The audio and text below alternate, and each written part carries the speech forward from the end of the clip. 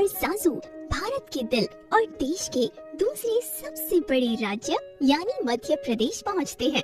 अपनी सफर की शुरुआत वो ग्वालियर के फोर्ट से करते हैं।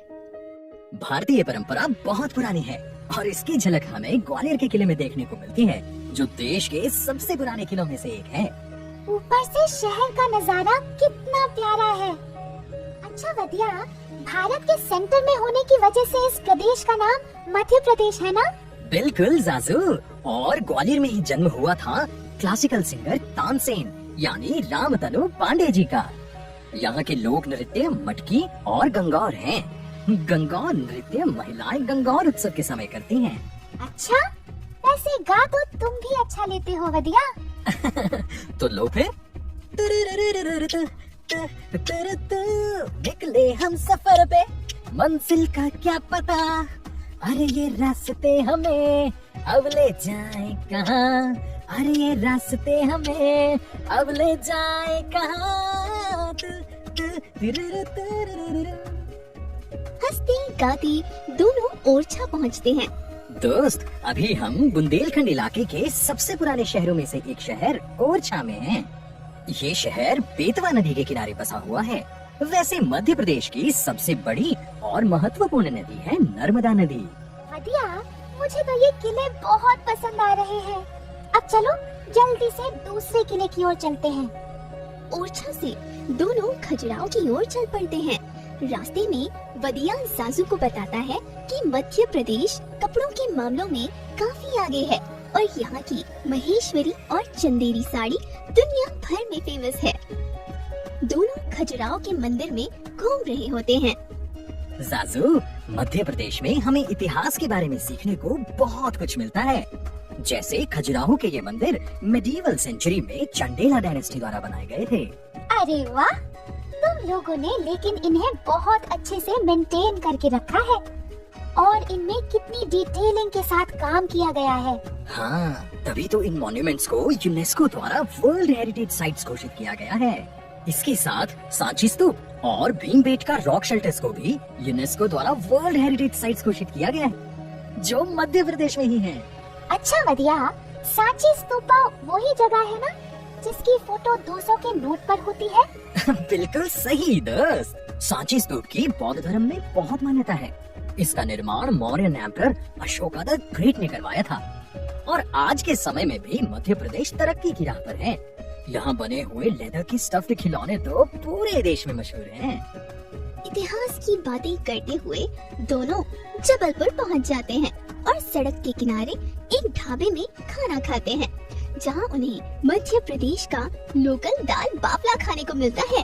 दाल बाफले खाते हुए वदिया बताता है, जबलपुर विंध्या रेंज के पास बसा हुआ शहर है और शहर से नर्मदा नदी होकर जाती है।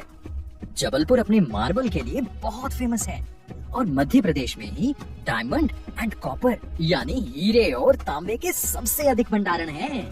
अच्छा, वैसे ये नेचुरल रिसोर्सेज बहुत जरूरी है, इसीलिए हमें इनका सावधानी से इस्तेमाल करना चाहिए।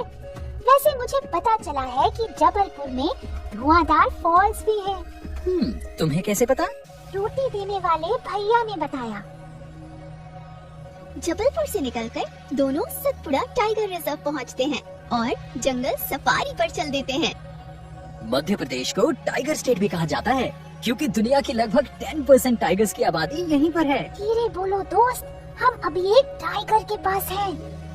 मध्य प्रदेश में 9 नेशनल पार्क्स और 6 टाइगर रिजर्व्स हैं, जिनमें से कान्हा नेशनल पार्क टाइगर्स के लिए और Bandhavgarh national park white tigers के लिए फेमस है। सतपुरा में लेपर्ड्स और इंडियन बाइसन भी रहते हैं। यही सतपुरा में ही पंचमढ़ी भी है, जिसे सतपुरा की रानी भी कहते हैं। लोगों का मानना है कि यहीं की गुफा में आकर पांडवों ने शरण की थी। बढ़िया दोस्त, तुम ये व्यू एंजॉय करो यार। सफारी का आनंद लेने के बाद दोनों भोपाल की ओर चल देते हैं। रास्ते में वदिया बताता है कि मध्य प्रदेश कई लेजेंडरी पर्सन जैसे अटल बिहारी वाजपेयी, रानी अहिल्याबाई होलकर, मधु यादव, कैलाश सत्यार्थी, चंद्रशेखर आजाद, तात्या टोपे, लता मंगेशकर, B.R. अम्बेडकर और राहुल द्रविड़ की जन्मभूमि भी है। भोपाल मध्य प्रदेश की राजधानी है और इसे लेक सिटी भी कहते हैं। भोपाल को राजा भोज द्वारा निखारा गया है। और शायद ये उनका ही स्टैचू है। बिल्कुल सही। वैसे भोपाल का नाम राजा भोज के एक मंत्री द्वारा बनवाए गए डैम भोजपाल यानी राजा भोज के बांध के ऊपर रखा गया है। पाल का मतलब होता है डैम। अरे वाह। और भोपाल अपने नाम को पूरी तरह से दर्शाता भी है। वहाँ से आगे बढ़ते हुए वो इंदौर पहुँचते हैं। अरे बातें तो होती रहेंगी, लो पहले इंदौरी पोहा खाओ। भाई इंदौर देश की सबसे क्लीन सिटी है। इस शहर में इंडियन इंस्टीट्यूट ऑफ टेक्नोलॉजी और इंडियन इंस्टीट्यूट ऑफ मैनेजमेंट दोनों हैं। ये देश की पहली वाटर सरप्लस सिटी है। अरे वाह।